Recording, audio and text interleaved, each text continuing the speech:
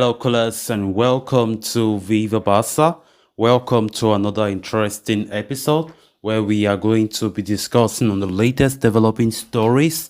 We start with Lionel Messi, as it has been reported that the Barca legend is leaning towards not renewing his contract with Paris Saint-Germain right now.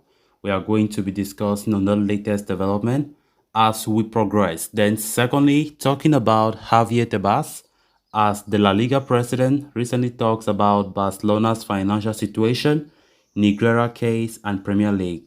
We are going to be discussing on what the La Liga Supremo had to say on those topics. So guys, before we get right into the full story, please do ensure to subscribe if you haven't. Turn on the post bell notification to always stay notified whenever I post a new video. Consider liking the video and please watch it right up to the very end. Over the past few weeks, there have been a lot of speculations over the future of Lionel Messi. The former Barca captain is in the final 5 months of his contract with PSG and is yet to commit to a new deal. During the right, During and right after the FIFA World Cup 2022, which Messi won with Argentina, it was widely reported that the 35-year-old had reached a verbal agreement to continue in Paris for another year at least. However, things seem to have changed as there have been constant suggestions that Messi's future might lie away from the Parc des Princes.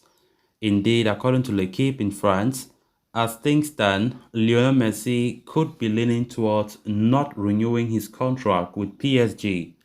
The French publication states that the tendency at this point is for Messi to not sign a new contract with the Ligue 1 champions, casting a cloud of uncertainty over his future. This development could come pleasing to Barcelona's ears, who are keen to resign Messi after having been unable to retain him in 2021. However, signing Messi will not be straightforward as the relationship between the Argentine icon's camp and club president Juan Laporta is understood to have deteriorated heavily. Furthermore, Messi's father and agent, Josh, recently appeared to rule out a possible return to the Camp Nou for the seven-time Ballon d'Or winner. The La Liga leaders' financial fair play issues will also make matters complicated as they have been told to reduce their wage bill by an amount of 200 million euros. So it remains to be seen what the future holds for Messi and whether a comeback to Catalonia for one last dance is on the cards. As things stand, the chances of him extending his contract with PSG are starting to go slow. Of course, Messi's future is widely talked about by many news outlets, as right now people don't know what Messi wants to decide. People can't guess because, to be honest, just after the World Cup, when many were expecting Messi to at least come up with the final verdict of what or where he wants to end up his future this season or next season. But surprisingly, the player and his camp have not made a statement up until now. And as many reports were suggesting that Messi is definitely going to stay at PSG, recent reports these past few days have been suggesting otherwise.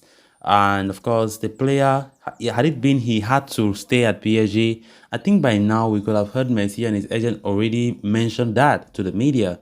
But nothing, which means there is definitely something happening behind the scenes. I don't know, maybe Messi is still not that sure to make a very fast decision that he might end up regretting, or maybe he wants to come to Barca, or maybe considering going to the MLS or even going to Argentina to play.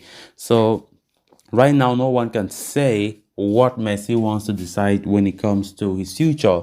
And talking about any possible Barca transfer, honestly speaking, even if this report is saying that Messi will not stay at PSG or renew, as a Barca fan, I don't see any reason why I should be happy because right now, Messi and Laporta, they have a very, very bad relationship, which can't even permit the move to happen. So I don't see Barca as any possible move or any possible destination except things change for the better, except something happen, except it's a miracle, because we heard even Messi's brother Mateus Messi some 2 weeks ago coming out and ranting to social media slamming Laporta and his regime. And you can understand that definitely there's still something sour in the relationship between Messi's camp and President Laporta. Of course, the way Messi left was really, really bad. And of course, even though Laporta made everybody to understand that his hands were tied, it wasn't his fault. La Liga's fair play rules forced him to do so, and he had no choice. And other factors like Piqué refusing to cut his contract or renew his salary by the time Messi was leaving, that could still help Messi, but he did not do that. So things like that just made Messi be having some kind of, bad sentiments about the president. But I really wish they could reconcile their issues and come back to best terms, honestly, because it's not good to have a legend like Messi, who is the greatest ever player, like the greatest player to play the game, and having this kind of relationship is not really cool. So, but talking about Messi's future, honestly speaking, even if it does not renew, it's going to be very difficult for Barca to make that deal work. We know our financial problems now is so bad. We have players who take a lot, and Barca need to reduce in between 150 to 200 million before they can even stand a chance to bring back Messi. So it's going to be very complicated. Then on to the next story of discussion.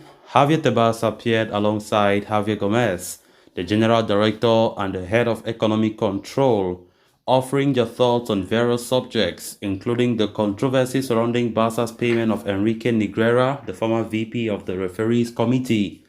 Barca have not been clear about the Negreira case. They have not explained anything. If Laporta does not explain, he should resign, Tebas said, responding to recent accusations against Barca, who had paid a seven-figure bill to a company part owned by Enrique Negreira, a longtime vice president of the Technical Committee of Referees. Barca have remained prudently silent about the issue for now.